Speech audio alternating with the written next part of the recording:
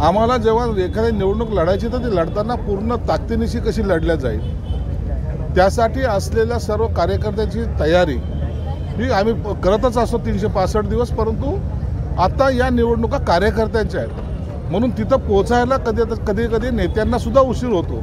तर आजपासून जर सुरुवात केली तर आम्ही या जिल्हा पूर्ण पिंजून काढू, एक एक गावात जाता येईल हा त्याच्या मागचा उद्देश आहे. म्हणून कार्यालय लवकर आणि प्रचार लवकर.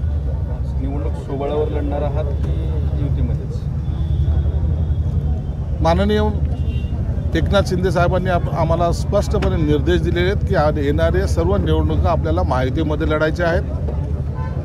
महायुतीचा भगवा या सर्व ठिकाणी फडकवायचा आहे म्हणून आम्ही महायुतीमध्ये निवडणूक लढणार आहोत. परंतु जर वरिष्ठाच्या आदेशाला काही लोकांनी जर केलं तर त्याच्यावर सुद्धा कारवाई केली जाईल.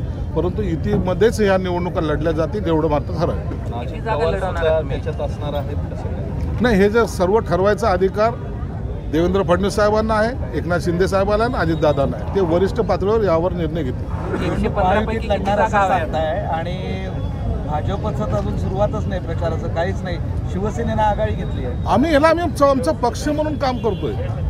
आमच्या पक्षाची भूमिका, आमच्या पक्षाच्या कार्यकर्ते एकत्र आणणं, त्यांना निवडणुकीचं तंत्रमंत्र सांगणं, त्यांना त्या कामाला लावणं हा त्याच्या मागचा उद्देश आहे. कोणी कधी सुरू करावी याबद्दल आम्ही चर्चा करतच नाही. भाजपही त्यांच्या बैठका घेत आहेत, राष्ट्रवादी त्यांच्या बैठका घेत आहेत आणि म्हणून वेगळं काही आम्ही असं करतोय असं काही समजण्याचं कारणच नाही. शहरामध्ये सर्वाधिक आमदार तुमचे आहेत, खासदार तुमचा आहे. 115 पैकी सन्मानजनक आकडा किती आहे तुमचा? सन्मानजनक आकडा हे आम्ही जेव्हा बैठकीला बसू त्या टायमाला कळेल.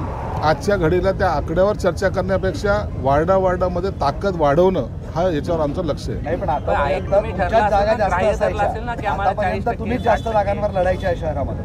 आम्ही जास्त जागेवर लढायचो हे सगळं इतिहास आहे. म्हणून आता जेव्हा युतीची बोलणी होईल या सगळ्या बाबीचा विचारही केला जातील.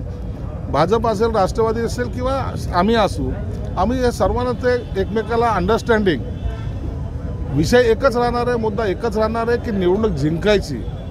आणि यासाठी जे जिंकणाऱ्या सीट आहेत त्या कोणत्या पक्षाच्या ते न पाहता त्यांना ते द्याव्यात आणि त्या निवडून आणाव्यात यासाठी आमचा प्रयत्न आहे. आधीच खूप अंडरस्टँडिंग भूमिकेत आहात सध्या. आम्ही अंडरस्टँडिंगमध्येच आहोत. एरवी जागा मागण्यासाठी आक्रमक असतं पक्ष म्हणून विचारतो. आता हे आक्रमक होणे किंवा जागाची मागणी करणे हे निवडणुकीच्या जेव्हा युतीच्या बैठका होतील त्याच्यानंतर ते आक्रमकता किंवा समंजसपणा आपल्याला पाहायला मिळेल. मोठा भाऊ कोण आहे तुमच्या म्हणजे महापालिकेमध्ये?